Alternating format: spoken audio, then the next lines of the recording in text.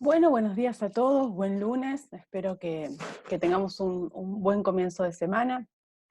Quería contarles que hoy vamos a trabajar un poquito el tema de tejidos, que ya estuvieron ustedes trabajando bastante en la semana a través del recorrido que hicieron con la bibliografía que les hemos sugerido.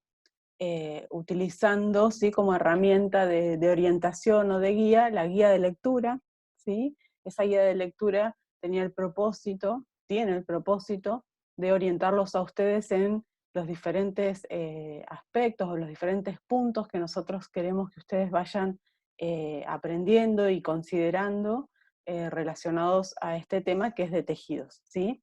Eh, Muchos ya han podido terminarla la guía, por lo que nos han comentado, otros están en proceso, ¿sí? Lo importante es que la puedan elaborar, que la puedan completar, porque les va a servir a ustedes como herramienta de estudio para la elaboración del trabajo práctico y para los futuros las futuras evaluaciones que tengamos, ¿sí? Entonces es una forma de resumir todo ese material bibliográfico que les hemos dado en esa guía de lectura, ¿sí? Por lo tanto, no tiene el propósito de ser entregada a nosotros para corrección.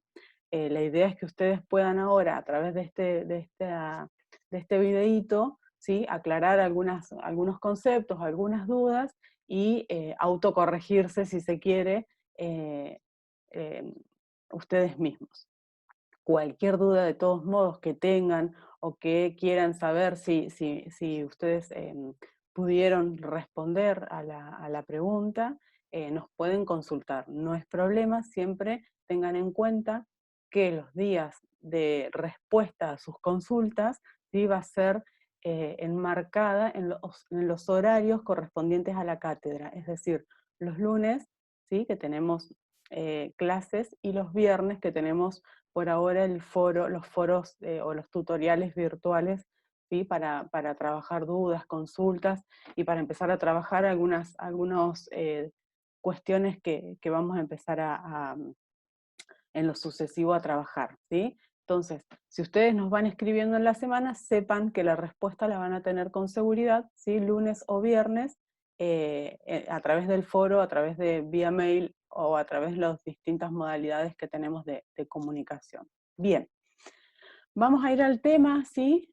Yo les voy a compartir la pantalla y vamos a comenzar a hacer un poco este recorrido que les decía sobre tejidos. Vamos a abrir acá. Esto puede tardar un ratitito. Ahí, esperemos a que se abra. Y ya les comparto la pantalla a ustedes, así podemos empezar a trabajar. Bien, bueno, para comenzar vamos a ver qué es lo que entendemos por histogénesis, ¿sí? La palabra histogénesis hace referencia, ¿sí?, al estudio de todo el proceso que ocurre desde que parte desde una célula no diferenciada, ¿sí?, proveniente o presente en las capas germinales, ¿sí?, hasta la diferenciación tanto estructural como funcional de estas células para dar lugar a la formación de tejidos específicos, ¿sí? La palabra histogénesis, fíjense que el prefijo histo generalmente siempre hace referencia a tejidos, ¿sí? Y génesis, que tiene que ver con el origen, ¿sí?, con el inicio, o sea, el origen de los tejidos. Bien, nosotros sabemos, ¿sí?, que de la unión de un óvulo y un espermatozoide, que son las células germinales que estuvimos viendo cuando vimos ciclo celular, ¿sí?, de esa unión se va a formar una primer célula somática que conforma lo que se llama cigoto, ¿sí? A través de sucesivas divisiones mitóticas, ¿sí?, esa célula, ese cigoto, va a empezar a aumentar número de células hasta formar un cúmulo de células que se denomina mórula. Esta mórula, ¿sí?, va a continuar creciendo y multiplicándose, y en su interior se va a formar una cavidad, y en ese momento esa mórula se va a pasar a denominar blastocisto. dentro de esa cavidad del blastocisto, ¿sí?, va a aparecer una masa de células interna que se va a organizar de tal modo que va a dar origen a la conformación de 3 capas germinales, ¿sí? El endodermo, que es la capa más interna, el mesodermo y el ectodermo, que es la más externa. Ese blastocisto, ¿sí?, va a continuar multiplicando sus células y dividiéndose, ¿sí?, en forma activa, y va a comenzar a especializarse en función y estructura cada una de esas células para conformar lo que serían los tejidos, que luego esos tejidos van a formar los órganos y sistemas, ¿sí? Como vemos en la imagen, ¿sí?, el endodermo va a dar, las células del endodermo se van a diferenciar y especializar en tejidos particulares, en estructuras de tejidos particulares, el mesodermo lo mismo, y el ectodermo, ¿sí?, también van a dar lugar a la formación de diferentes tejidos, ¿sí?, que conforman el organismo. Si lo vemos acá en esta imagen, acá está el proceso, ¿sí? El óvulo se une a los espermatozoides, va a dar lugar, ¿sí?, a la primer célula somática, cigoto, ¿sí? Por mitosis va a dar lugar a 2 células hijas, y luego esas 2 células hijas van a continuar por mitosis, ¿sí?, multiplicándose hasta formar la mórula, ¿sí? Se le llama mórula porque tiene aparenta como una mora, ¿sí?, por su forma. Esa mórula se va a desplazar hacia la pared del útero, en donde se va a convertir en blastocisto, se va a anclar en el útero, ¿sí? Ahí el blastocisto, como ven, ¿sí?, forma la cavidad interna y el cúmulo de células, ¿sí?, que va a dar lugar a la formación de las 3 capas germinales. Bien. Cuando hablamos de tejidos, ¿sí?, entendemos a tejidos como un cúmulo o grupo de células organizadas para llevar adelante una o más de una función específica, ¿sí? Por lo tanto, un tejido puede estar conformado por varias células diferentes, ¿sí?, cada una de estructura y función específica, pero que en su conjunto, ¿sí?, van a tener una finalidad en común, ¿sí? Van a trabajar en conjunto para un fin común. Y podemos diferenciar 4 tipos de tejidos en el cuerpo humano, que son los 4 tejidos básicos, a partir de los cuales se van a ir diferenciando las diferentes estructuras y tejidos del cuerpo, y órganos del cuerpo, ¿sí? Tenemos el tejido epitelial, el tejido conjuntivo, el tejido muscular y el tejido nervioso. Cuando hablamos de tejido epitelial, ¿sí?, sabemos que el tejido epitelial es aquel encargado de cubrir superficies corporales, como por ejemplo la piel es un tejido epitelial que cubre la superficie corporal externa del cuerpo. A su vez también los epitelios, los tejidos epiteliales, pueden cubrir cavidades internas, ¿sí?, del organismo. Por ejemplo, la boca es una cavidad interna, ¿sí?, que a su vez tiene comunicación con el medio externo.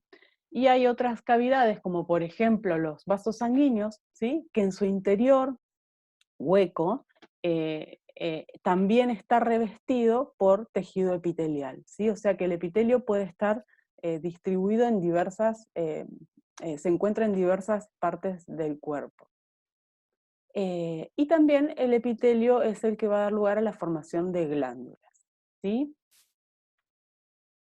Vamos a ver un poco más en profundidad el tejido epitelial, y podemos decir que el epitelio, ¿sí?, o tejido epitelial, está conformado por células adyacentes relacionadas entre sí de diferente manera. Células adyacentes implica que son todas células, ¿sí?, que se unen, que se pegan una al ladito de la otra, y que esas relaciones que se establecen de manera diferente tienen que ver con los tipos de conexión que se establecen entre las células a través de las diferentes uniones de sus membranas laterales, ¿sí?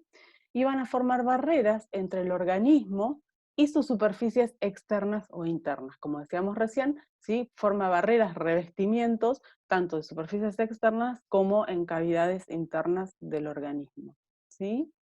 Y estos epitelios, a su vez, pueden generar invaginaciones en el tejido conectivo y formar lo que se conoce como glándulas. Entonces, podemos de acá ya desprender una primera clasificación de los tejidos epiteliales. Hay tejidos epiteliales de revestimiento y tejidos epiteliales de función glandular o glándulas, ¿sí? Por otro lado, perdón, los tejidos epiteliales se los puede clasificar teniendo en cuenta dos características. Por un lado, ¿sí?, la forma de la célula específica, sobre todo la forma de las células de la capa más superficial, y el número de capas, ¿sí?, de células que van a conformar ese tejido. Por lo tanto, en función de estas dos características, podemos tener una variedad, ¿sí?, de tejidos epiteliales, como ser el tejido plano simple, como vemos acá, ¿sí? Se dice que es un tejido simple porque está conformado por una única capa de células, ¿sí?, adyacentes, es decir, una al lado de la otra, todas están, ¿sí?, ubicadas sobre la membrana basal, y es un tejido plano. Como vemos, las células son bastante aplanadas, ¿sí? Otro tipo de tejido simple, ¿sí?, es el cúbico simple, como vemos en esta imagen, ¿sí?, en donde las células tienen forma como de cubitos, ¿sí?, y está conformado por también una única capa de células. Estas células están generalmente ubicadas o se encuentran en los conductos excretores de las glándulas, ¿sí? Y otro tipo de epitelio simple es el cilíndrico simple, ¿sí? Como vemos acá, son células bastante más alargaditas, cilíndricas, en una única capa de células, y normalmente es un epitelio que se encuentra en el intestino, por ejemplo, ¿sí?, que son las células intestinales, que van a ver que después veremos cómo en la membrana apical se diferencia ese ribete en cepillo, esas microvellosidades que vemos ahí. Bien. Luego, ¿sí?, cuando estos epitelios se acomodan en capas sucesivas, es decir, capas de epitelio una arriba de otra, se dice que son epitelios estratificados, ¿sí? Como vemos acá, ¿ven?, son varias capas de células una encima de la otra.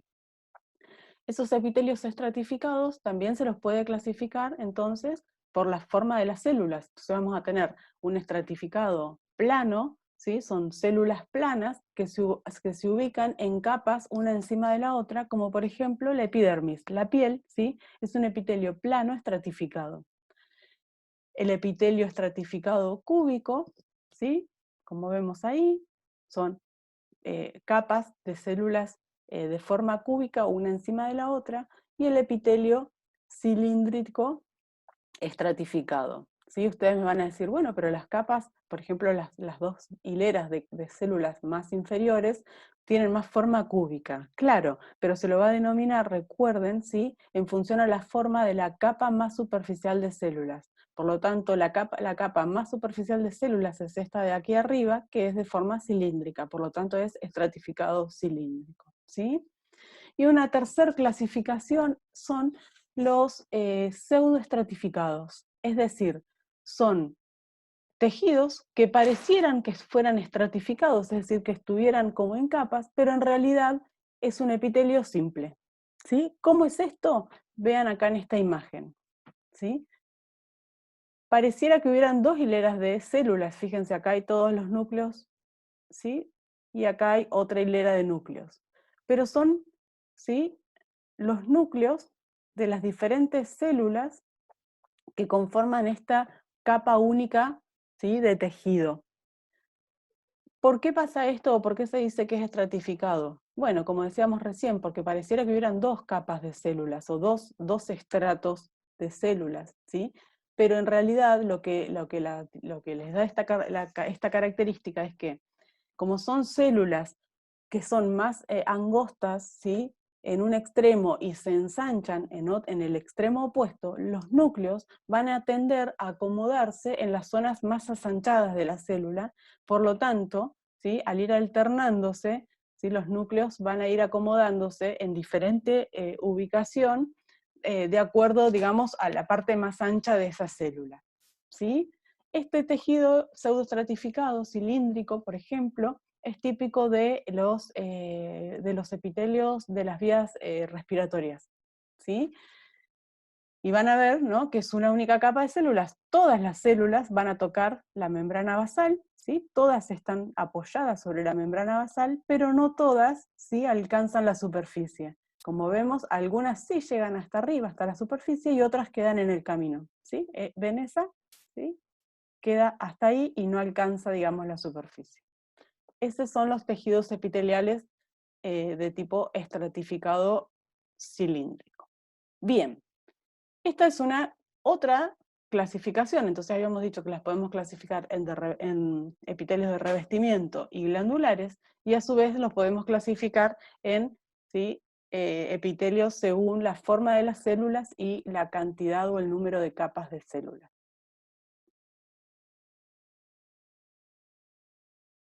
Acá vamos a ver, ¿sí?, un ejemplo, ¿sí?, una vista de un corte de epitelio, ¿sí? Acá arriba están las células cilíndricas, ¿sí? Es un epitelio simple, como vemos, ¿sí? Hay una única capa de células.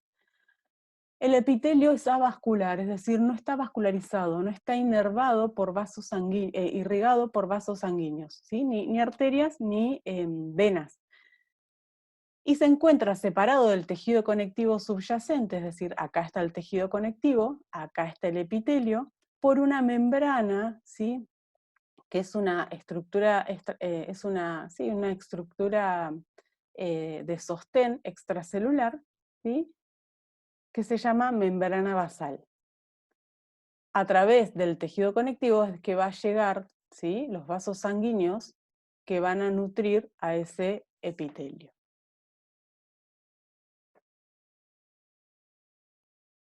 Bien.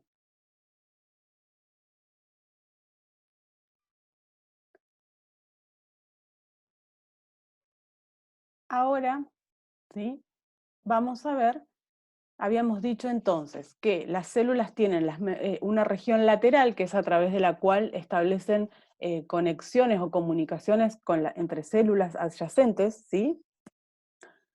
Tiene una membrana basal sobre la cual se apoyan las células, ¿sí?, y a través de la cual se conectan con el tejido conectivo, y tiene una región apical, ¿sí?, o superficie libre se le dice también, porque, como dijimos, las membranas o las regiones laterales están ocupadas, no están libres porque están ocupadas, ¿sí?, con las células que se encuentran pegaditas una al lado de la otra.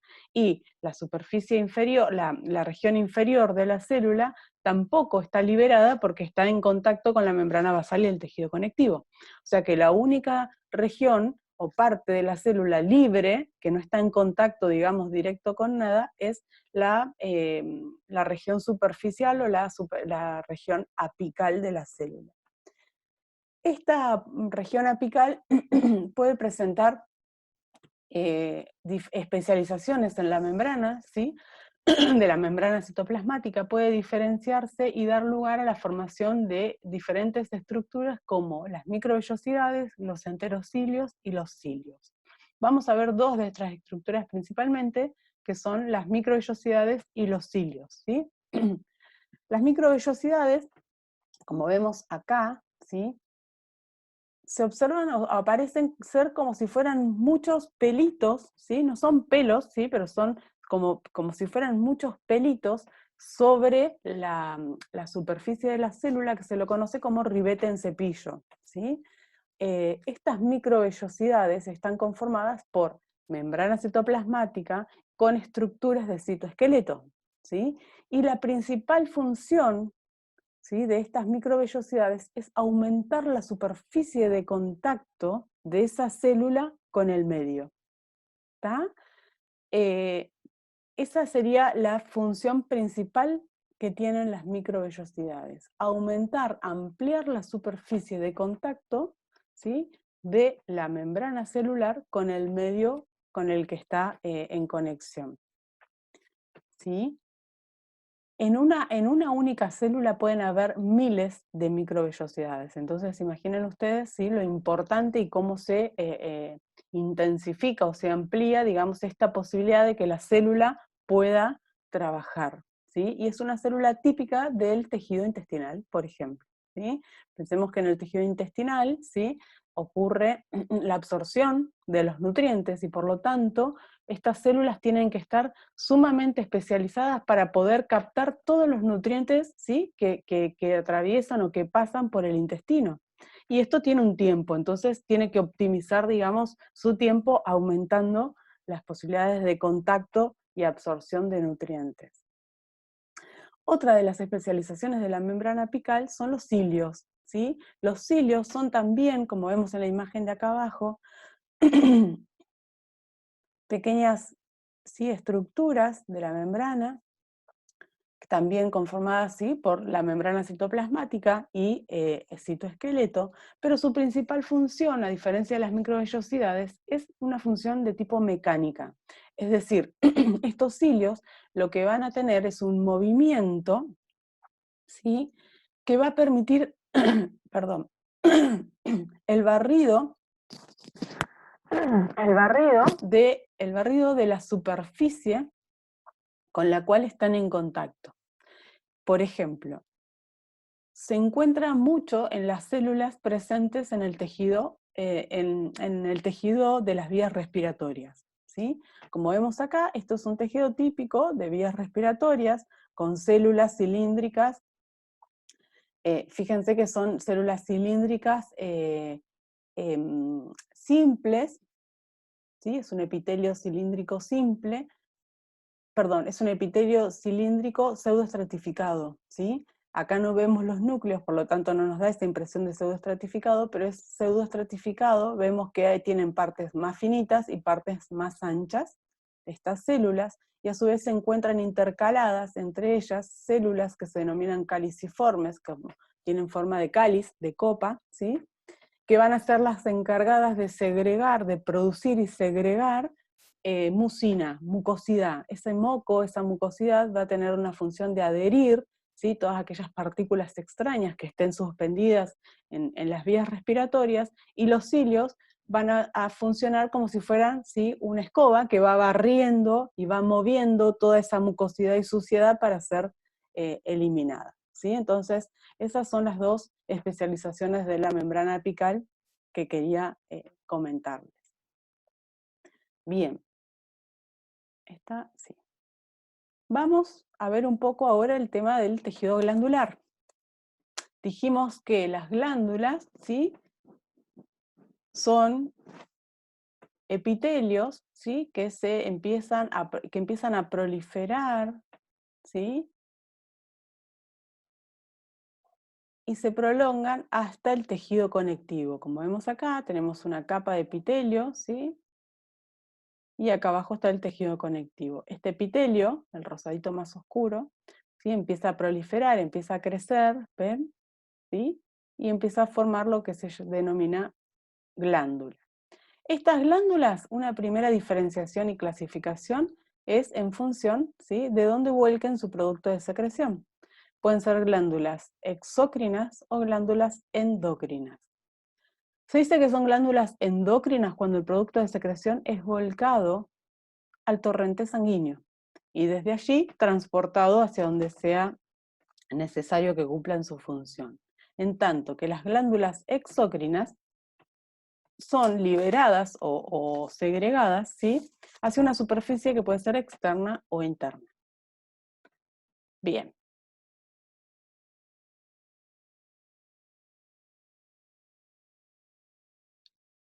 Otra clasificación de las glándulas va a depender del número, ¿sí?, de células que lo conformen. Así podemos diferenciar dos clasificaciones. Una que es glándulas unicelulares, o sea, constituidas por una única célula, son células con función glandular, y glándulas multicelulares, es decir, la glándula está conformada por muchas células.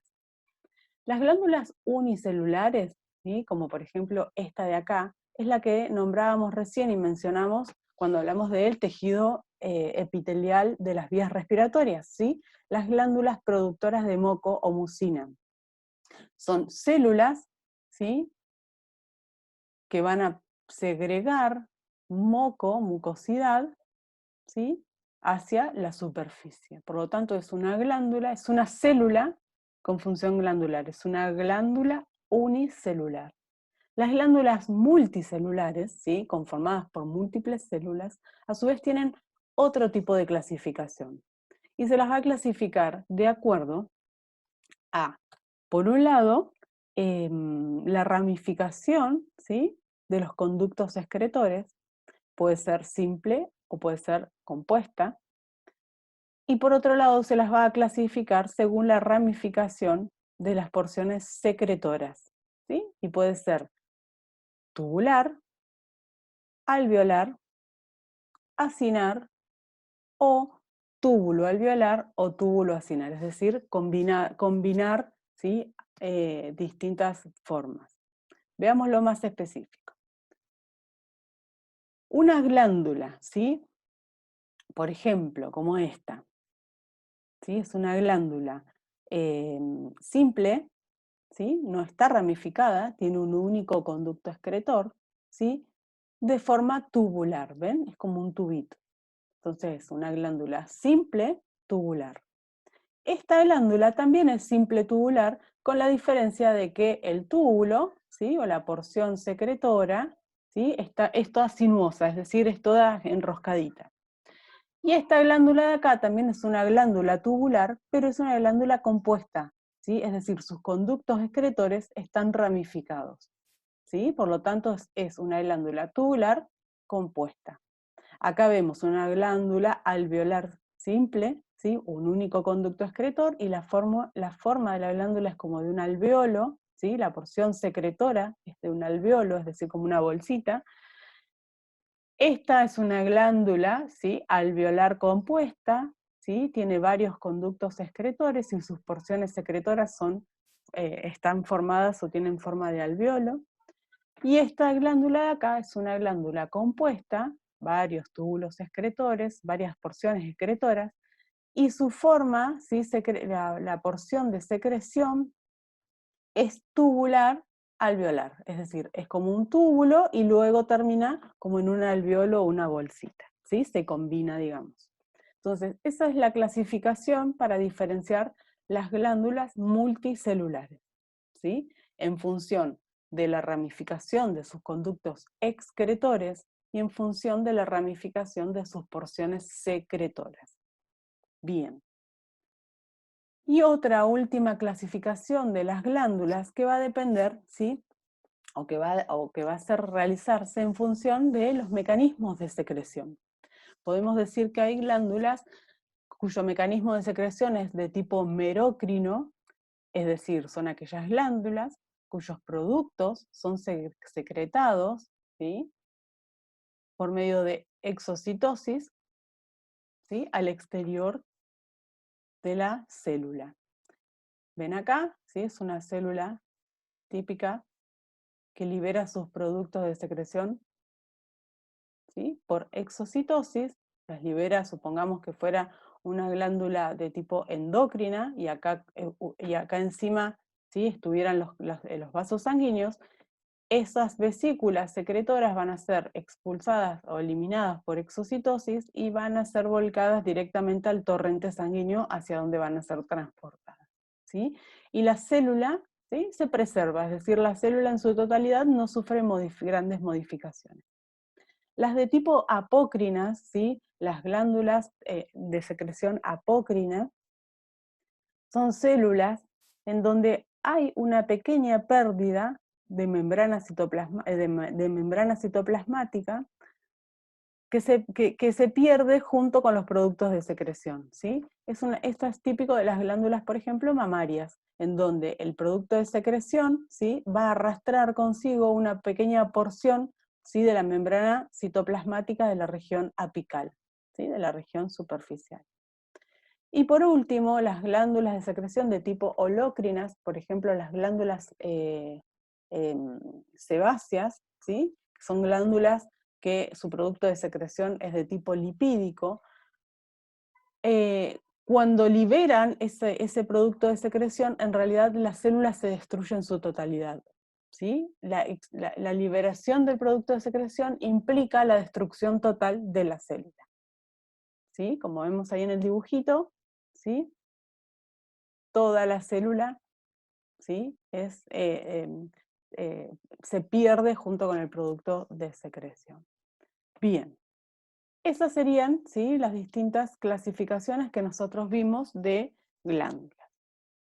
Con esto, digamos, terminaríamos lo que entendemos por tejido epitelial, ¿sí? Ahora, si volvemos, ¿sí?, vamos a trabajar lo que corresponde a tejido conjuntivo, ¿sí? El tejido conjuntivo es aquel tejido que sostiene estructuras, ¿sí?, que sostiene, perdón, estructural y funcionalmente a los demás tejidos básicos, es decir, es un tejido de sostén de los otros tejidos, el epitelial, el muscular, el nervioso, ¿sí?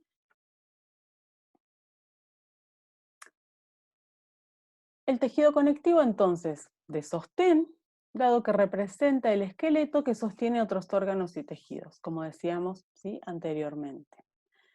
Este tejido, ¿sí?, se va a caracterizar por, un lado, por las células, ¿sí?, por las células que posee. Y podemos, a su vez, diferenciar dos grandes tipos de células, las células fijas o las células residentes y las células migrantes, ¿sí?, o las células transitorias de este tejido. Las células fijas o residentes son los fibroblastos, ¿sí?, que son las células encargadas principalmente de la producción de las fibras, ¿sí?, tanto fibras de colágeno, elásticas y reticulares propias del tejido conectivo, células reticulares, células mesenquimáticas o células madres, ¿sí?, las células, digamos, progenitoras de las células que van a diferenciarse para dar lugar a la formación de las células propias de este tejido, y los adipocitos, que son células conectivas o células del tejido conectivo con una función especializada, ¿sí?, que es la de almacenamiento de tejido adiposo y producción de hormonas.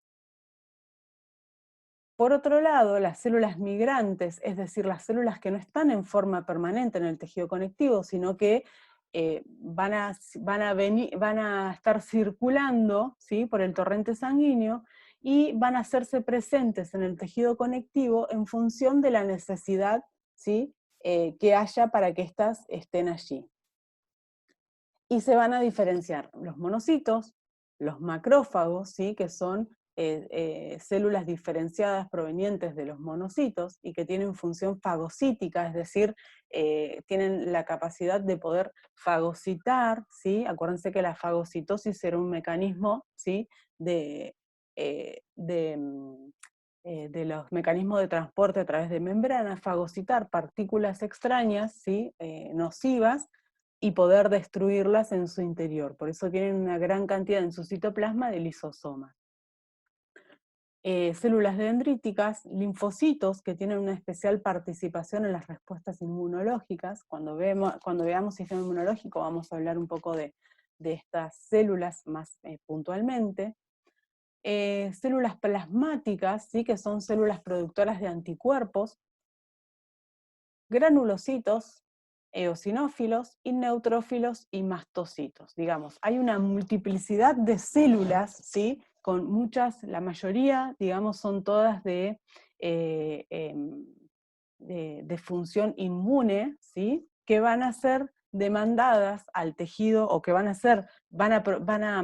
llegar al tejido conectivo en función de distintos estímulos que marquen, digamos, la necesidad de su presencia en ese lugar, ¿sí? Pero no son células típicas del tejido conectivo, son migrantes. Uy. Bien.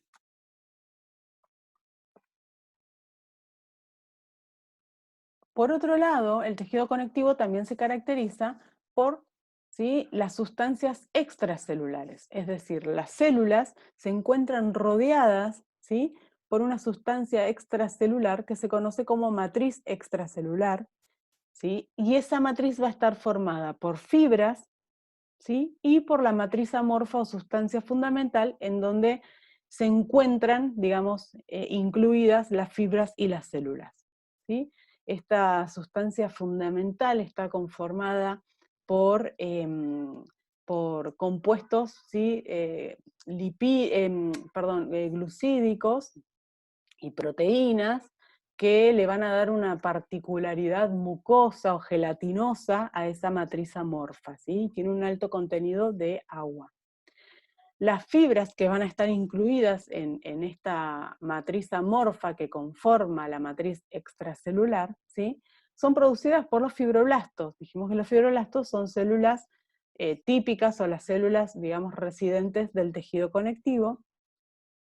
Y estas fibras van a estar compuestas, ¿sí? O estructuralmente van a estar formadas por proteínas.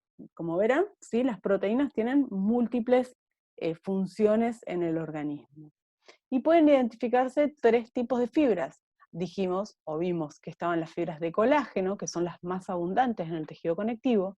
Están las fibras reticulares, que su denominación hace referencia al entramado que hacen estas fibras, ¿sí? dando, digamos, o formando un tejido de tipo red, ¿sí? Por eso reticular, como una red de fibras, y proveen un armazón, ¿sí? de sostén para los componentes celulares de los diversos órganos y tejidos. Y las elásticas, las fibras elásticas, que van a permitir a los tejidos, ¿sí? poder distenderse, estirarse sin que se rompan, ¿sí? Es como el nombre lo dice, son elásticos, ¿sí? Para que el tejido no se rompa, lo hace más, más resistente a la distensión. Esas son, digamos, las tres tipos de fibras que están incluidas en el tejido conectivo. Ahora bien,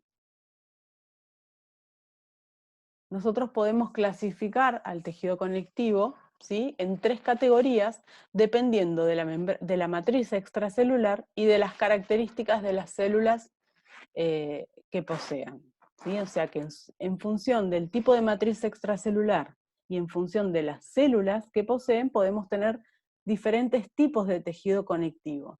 Está el tejido conectivo embrionario, ¿sí? en donde el mesodermo va a dar origen a casi todos los tejidos conectivos del cuerpo, ¿sí? El mesodermo, acuérdense que era la capa media, ¿sí? De las capas germinativas era la capa media.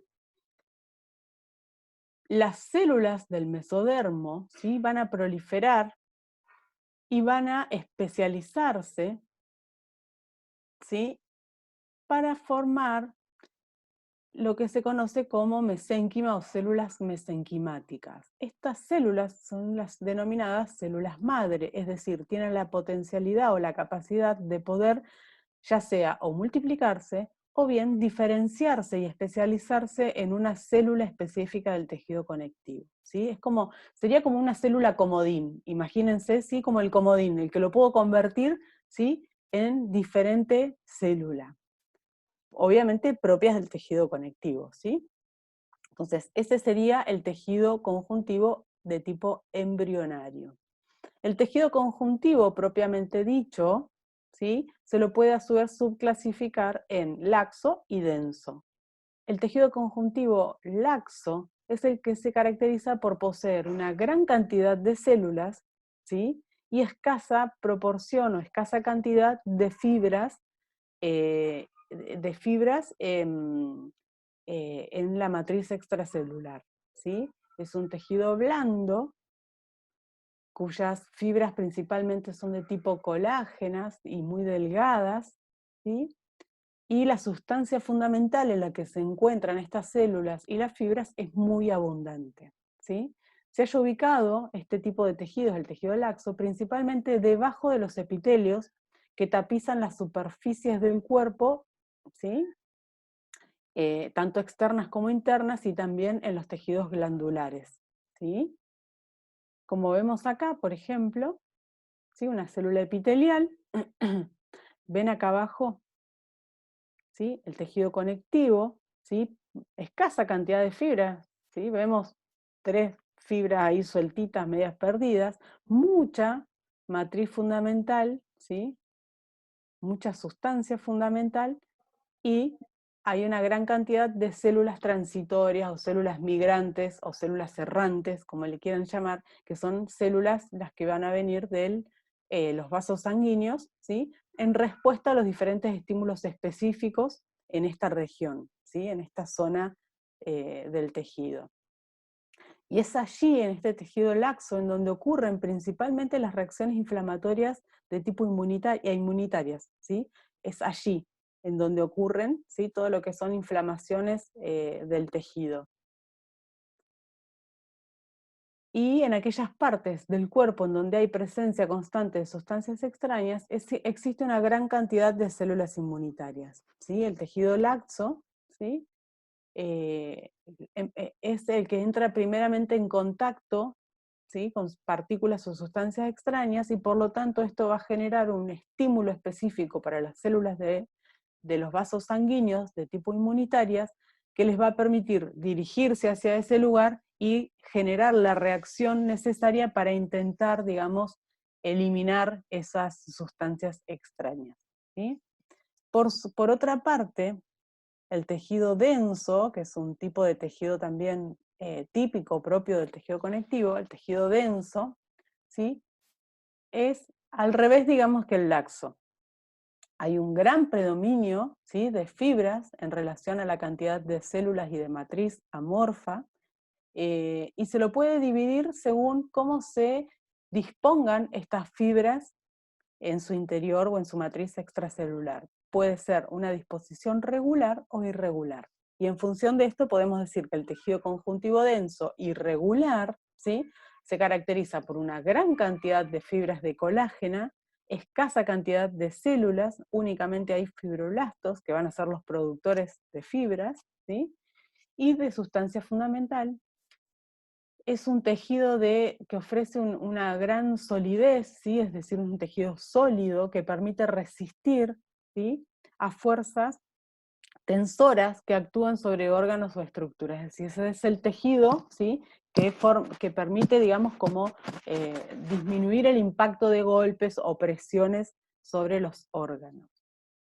Es un órgano, por ejemplo, en los órganos huecos, como en el intestino, ¿sí? El intestino, imagínense ustedes que a través del intestino pasan, ¿sí? Diferentes sustancias, como por ejemplo agua, materia fecal, ¿sí? Distintas sustancias que van a ir distendiendo, ¿sí? El intestino, imaginen que es un tubo, ¿sí? Que se va a ir distendiendo y achicando en función, ¿sí? A la cantidad de contenido que haya en su interior. El tejido conectivo denso, ¿sí? Este tejido irregular denso del intestino, se lo denomina capa submucosa, ¿sí? Y es el que va a permitir al órgano resistir a la distensión y al estiramiento que sufre, ¿sí? Por esta variación, digamos, que tiene durante el transcurso del día en su interior. Y por otro lado tenemos el tejido conjuntivo denso regular, es decir, es un tejido en donde sus fibras están muy ordenaditas, muy compactadas una al lado de la otra, bien prolijitas, y son los que van a dar la formación o van a permitir formar lo que son los tendones, los ligamentos y la aponeurosis, ¿sí? Y son fibras que ofrecen una gran resistencia, ¿sí?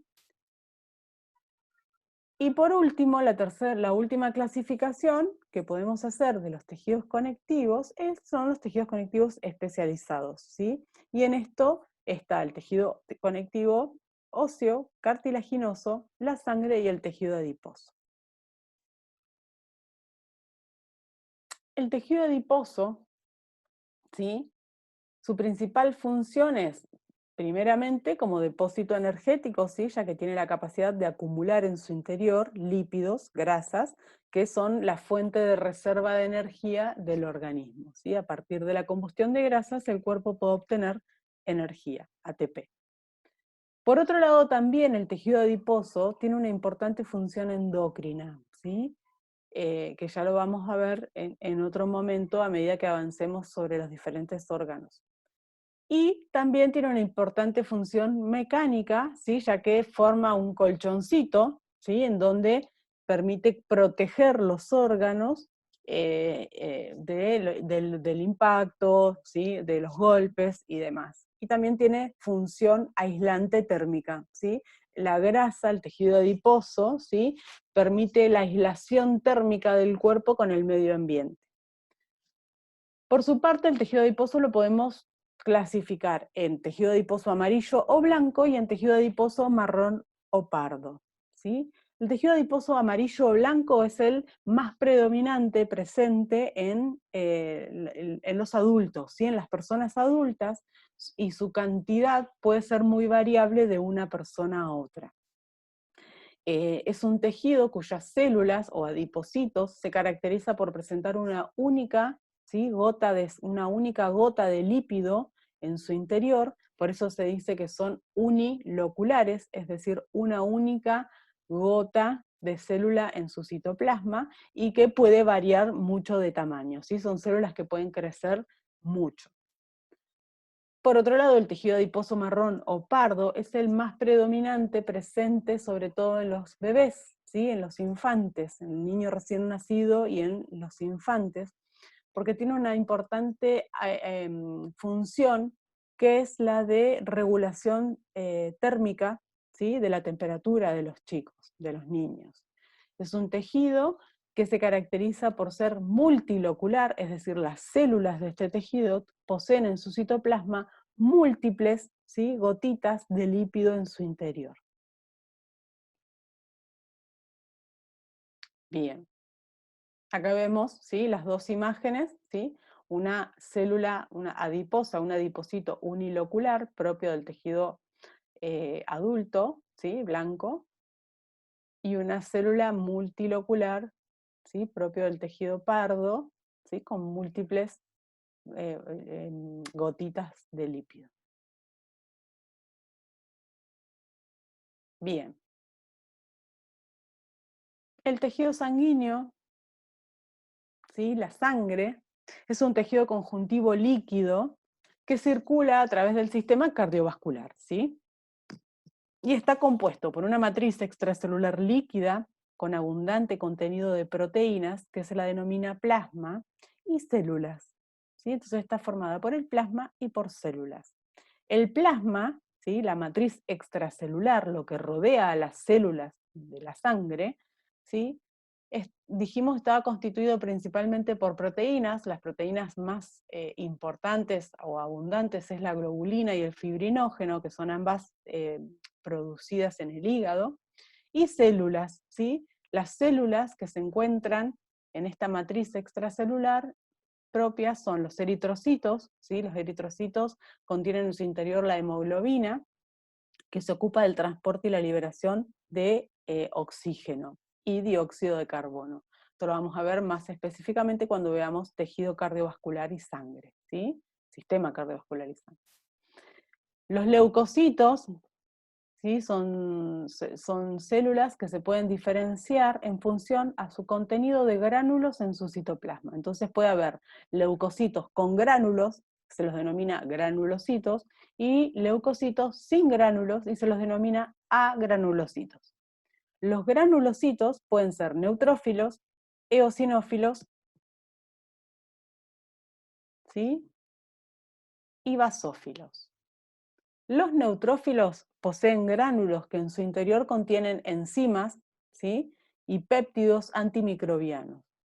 Los eosinófilos contienen en sus gránulos, ¿sí? Proteínas citotóxicas, ¿sí? Que van a permitir, digamos, actuar ante determinados parásitos o microorganismos. E intervienen también en las reacciones alérgicas infecciosas, tanto de parásitos como en inflamaciones crónicas. Y los basófilos, estos gránulos contienen, ¿sí? Sustancias importantes que van a actuar en las reacciones alérgicas. Esto muy básico, general, como para que ustedes sepan que cada una de estas células tiene una función específica, todas vinculadas al sistema inmune, ¿sí? Que lo vamos a ver cuando veamos sistema inmunológico.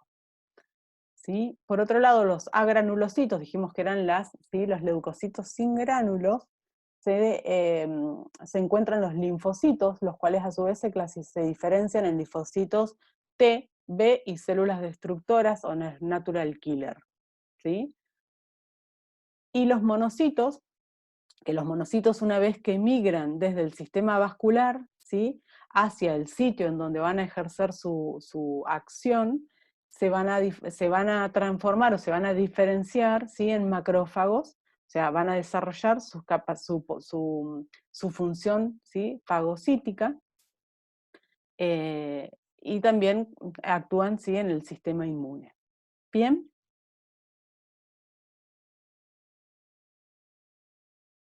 El tejido óseo es otro de los tejidos conectivos o conjuntivos, ¿sí? El tejido óseo está formado por una matriz extracelular mineralizada que almacena calcio y fósforo. Contribuye a la estructura del esqueleto, ¿sí?, al soporte del cuerpo, y protege las estructuras vitales, ¿sí? Pensemos, por ejemplo, en las costillas, ¿sí?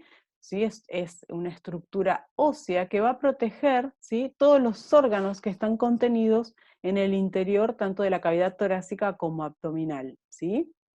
Entonces, es un tejido de protección de órganos. O el cráneo, ¿sí? El cráneo es una estructura ósea que va a proteger, va a brindar una caparazón de protección al cerebro, ¿sí? Proporciona bases mecánicas para el movimiento corporal, pensemos, ¿sí?, en los huesos del brazo o de las piernas, por ejemplo, ¿sí?, que gracias a los huesos y a la articulación que se establece entre estos huesos, se va a permitir el movimiento, ¿sí?, del cuerpo, y alberga la médula ósea. En el interior de los huesos largos, ¿sí?, en la parte esponjosa, se va a encontrar la médula ósea, ¿sí?, que en la médula ósea se encuentran allí también células mesenquimáticas o progenitoras. Bien. Las células, ¿sí?, del tejido óseo,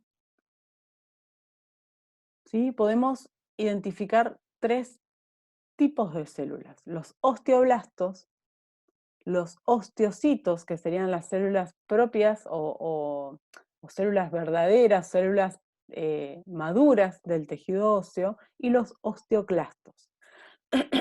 Los osteoblastos, ¿sí?, se diferencian a partir de las células osteoprogenitoras y van a secretar o van a producir, ¿sí?, la matriz ósea que aún no ha sido mineralizada, ¿sí?, que va a empezar, digamos, a rodear a la célula. Esa matriz ósea, cuando se mineraliza, ¿sí?, va a formar una estructura, ¿sí?, que va a dejar atrapado en su interior a la célula. Y en ese momento la célula, ¿sí?, se va a denominar osteocito, es decir, es la célula madura encerrada dentro de la matriz ósea, y que va a estar en contacto con las células adyacentes a través, ¿sí?, de estos bracitos, de estos túbulos. Bien, los osteoclastos, ¿sí?, son células que se diferencian de las células progenitoras hematopoyéticas, ¿sí?, y que se van a ocupar de reabsorber la matriz ósea durante los procesos de formación y remodelación del hueso, ¿sí? Es decir, cuando hay un hueso que se ha roto o que tiene que crecer o aumentar en tamaño, ¿sí?, el osteoclasto lo que va a hacer es remover el material para, ¿sí?, dar lugar a la formación de nuevo tejido, ¿sí? Esas son las tres células propias del tejido óseo. La matriz extracelular, es decir, lo que está rodeando la célula, es una matriz que contiene principalmente fibras de colágeno, ¿sí?, y proteínas no colágenas y proteínas reguladoras. Cuando nosotros vemos un corte de hueso, ¿sí?, lo podemos ver de este modo, ¿sí? Vemos los vasos sanguíneos, estos rojitos, ¿sí?, y a su vez, ¿sí?, los osteocitos que se encuentran dispuestos en estos sistemas de Haber, ¿sí?, que si nosotros lo viéramos de arriba, ¿sí?, lo veríamos de este modo. Todos los osteocitos, estos puntitos negros son los núcleos de los osteocitos, ¿sí?, se encuentran formando este sistema rodeados por matriz extracelular mineralizada, y en el interior están los vasos sanguíneos que se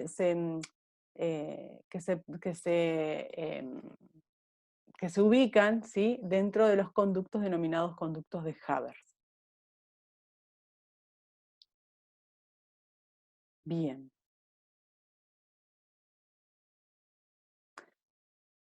El tejido cartilaginoso, ¿sí?, es una forma especializada también de tejido conectivo, cuyas células se denominan condrocitos y se originan a partir del mesénquima o de las células mesenquimáticas, ¿sí?, durante un proceso que se conoce como condrogénesis, es decir, formación del tejido cartilaginoso. Y matriz extracelular, es decir, células denominadas condrocitos, y la matriz extracelular que se encuentra rodeando estos condrocitos es una matriz sólida, firme, pero a su vez bastante flexible. ¿Sí? La mayor parte del esqueleto se encuentra conformado o se constituye a partir de moldes, ¿sí?, de tejido cartilaginoso que luego va a ser reemplazado por tejido óseo. Y el crecimiento, el tejido cartilaginoso tiene importante participación en el crecimiento de los huesos largos, sobre todo durante la infancia y la adolescencia, ¿sí? El tejido cartilaginoso de crecimiento es el que va a permitir, mediante su crecimiento, ¿sí?, el aumento del tamaño longitudinal de estos huesos, que luego este cartílago se va a ir osificando, se va a ir calcificando, mineralizando, ¿sí?, y convirtiéndose en hueso. Una vez que se osifica o se calcifica, ¿sí?, se mineraliza ese cartílago, deja de crecer, ¿sí?, deja de crecer el hueso. En los adultos también hay tejido cartilaginoso, ¿sí? El pabellón de la oreja es cartílago, el huesito de la nariz es cartílago, ¿sí?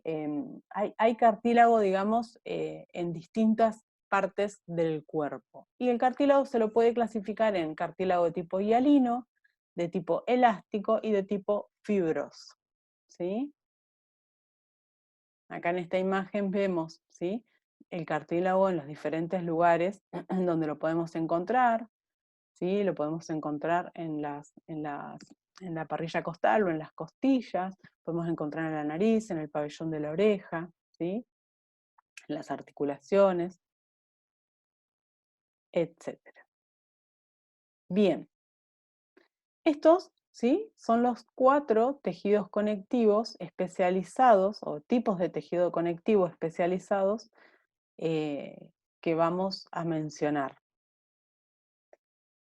El otro tejido que nosotros habíamos visto, ¿sí?, dentro de los 4 tejidos propios del organismo, es el tejido muscular, ¿sí?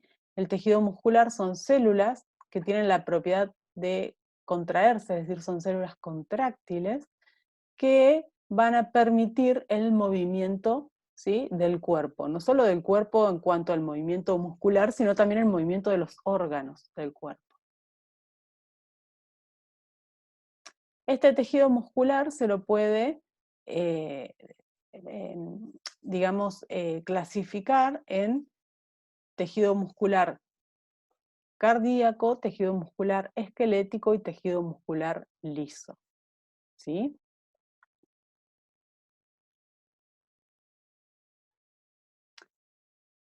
Y otra forma de clasificar el tejido muscular es en función, ¿sí?, a su estructura, y lo podemos diferenciar en músculo estriado y en músculo liso, ¿sí? Cuando hablamos de músculo estriado estamos hablando del músculo o de las células del músculo esquelético y músculo cardíaco, y el músculo liso, que es el músculo propio de los órganos, ¿sí?, de contracción de contracción de función involuntaria, como por ejemplo el intestino, ¿sí? La musculatura del aparato digestivo es involuntaria. Yo no defino, no determino cuándo se debe mover el estómago o cuándo no, cuándo se debe mover el intestino o cuándo no, ¿sí? En cambio, por ejemplo, el músculo estriado del tejido muscular, ¿sí? Si es de contracción voluntaria, yo puedo definir cuándo mover o cuándo contraer un músculo o no, pero el músculo cardíaco, que es un músculo estriado, ¿sí? Es de contracción involuntaria, porque él tiene su propio sistema de contractibilidad, ¿sí? Que eso lo vamos a ver cuando veamos corazón y sistema cardiovascular, ¿tá? Pero por lo pronto, sepamos que el músculo lo podemos clasificar en estriado y liso. El músculo estriado, ¿sí? Estas estrías o estriaciones transversales se producen por la disposición en el interior del citoplasma de la célula o fibra, ¿sí? La célula muscular se la denomina fibra muscular. Entonces, esta disposición, ¿sí? De los microfilamentos, es decir, de la actina y de la miosina en el citoplasma de la célula, ¿sí? Ordenados de tal modo que al verlos con un microscopio podemos ver como estrías, ¿sí? Como zonas, ¿sí? Más oscuritas en el citoplasma de la célula, ¿sí? La diferencia principal entre la célula muscular esquelética y la célula muscular cardíaca, ¿sí? Ambas son estriadas, es que el tamaño y la forma y organización de esta estructura de microfilamentos varía entre un tipo de tejido y el otro, ¿sí? Ambas son estriadas, pero tienen una disposición de los miofilamentos diferente. En tanto que el músculo liso, ¿sí? El hecho de que no tenga estriaciones no quiere decir que no se contraiga. Por el contrario, es músculo, por lo tanto, al ser tejido muscular, es un tejido contráctil. El tema es que estas estriaciones no se ven como en los otros tejidos, ¿sí? Porque no tienen una organización tan específica o tan prolija como el tejido estriado, ¿sí? Y como decíamos, bueno, podemos clasificarlo en voluntario o involuntario, ¿sí? En función, ¿sí? De la inervación nerviosa que controle los movimientos de estos tejidos.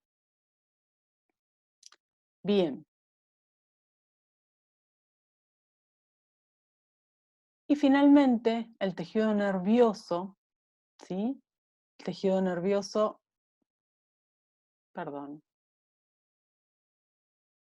El tejido nervioso, ¿sí? El sistema nervioso, es el que permite que el organismo responda a los cambios en el ambiente externo y controlar, ¿sí? Las funciones de los órganos y sistemas internos. Es decir, es un sistema primeramente que permite captar la información, procesarla y emitir una respuesta en función a los distintos estímulos que pueden ser provenientes tanto del medio externo como pueden ser provenientes también del interior del cuerpo, ¿sí? Desde el punto de vista funcional, el sistema nervioso se lo puede clasificar o diferenciar en somático y autónomo, ¿sí? El sistema nervioso somático es de control voluntario y consciente, mientras que el sistema nervioso autónomo es involuntario, ¿sí? Ya lo vamos a ver cuando veamos sistema nervioso más en detalle y específicamente las funciones particulares de este sistema, ¿sí? Por lo pronto sepamos que el sistema además se lo clasifica en sistema nervioso central, conformado por el cerebro y la médula ósea, y el sistema nervioso periférico, que está conformado por los nervios periféricos, ¿sí? Estos azules, ¿sí? Son todas nervios que van a alcanzar las diferentes partes del cuerpo. Las células que van a conformar este tejido principalmente son la neurona, ¿sí? Que es la célula propia del tejido nervioso, y las células de la glía, que son células de sostén, de soporte, ¿sí? Al tejido neuronal. La neurona, ¿sí? Acá tenemos un ejemplo de neurona, su principal función es la de permitir la conducción del impulso nervioso, es decir, la recepción y conducción del impulso nervioso.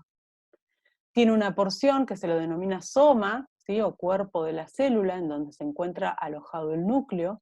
Ese soma a su vez presenta prolongaciones, múltiples prolongaciones cortas, que se las denomina dendritas, que vendrían a constituir la porción receptora del impulso nervioso, y una única prolongación larga, que puede medir hasta 1 metro, ¿sí?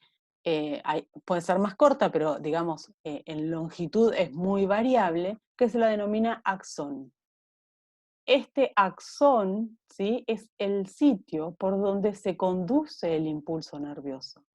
Y va a estar en las neuronas periféricas, va a estar revestido por una vaina, ¿sí? Por una envoltura que se denomina vaina de mielina, producida, ¿sí? Por las células de Schwann, cuando estamos hablando de una neurona periférica, ¿sí? Propia del sistema nervioso periférico. O sea, las células de Schwann, en estas neuronas periféricas, van a producir la vaina de mielina, y la vaina de mielina va a recubrir el axón, ¿sí? Esta vaina de mielina lo que va a permitir es que el impulso eléctrico se transmita de una manera rápida y eficiente a lo largo de la neurona, ¿sí? Como decíamos, en los nervios periféricos son las células de Schwann las encargadas de producir esta vaina de mielina, mientras que en el sistema nervioso central, en las neuronas del sistema nervioso central, son los oligodendrocitos los que producen esta vaina de mielina, ¿sí? Pensemos en lo siguiente, ustedes imagínense un cable, ¿sí? Eléctrico, que se pela en algún sitio, ¿sí? Y deja expuestos los alambrecitos por donde se conduce la electricidad, ¿sí? ¿Qué ocurre? Si yo toco ese sitio donde está pelado, ¿sí? Me va a dar corriente, quiere decir que está perdiendo corriente por ese lugar. Entonces lo que uno normalmente hace es poner una cinta aisladora, ¿sí? Bueno, la vaina de mielina tiene esa función, digamos, de aislar, ¿sí? Esos alambrecitos del cable para que no pierda corriente y por lo tanto el impulso sea más eficiente, porque si se pierde la vaina de mielina, ¿sí? Se pierde impulso nervioso a través del axón y por lo tanto no es tan efectivo la transmisión de ese impulso nervioso, ¿sí? Es a modo de ejemplo, ¿sí? Entre, ¿sí? En porciones del axón, digamos, se encuentran los nódulos de Ranvier. Estos nódulos de Ranvier son pequeñas porciones del citoplasma, del axón, ¿sí? De la membrana celular, que es el que va a permitir que la célula, ¿sí?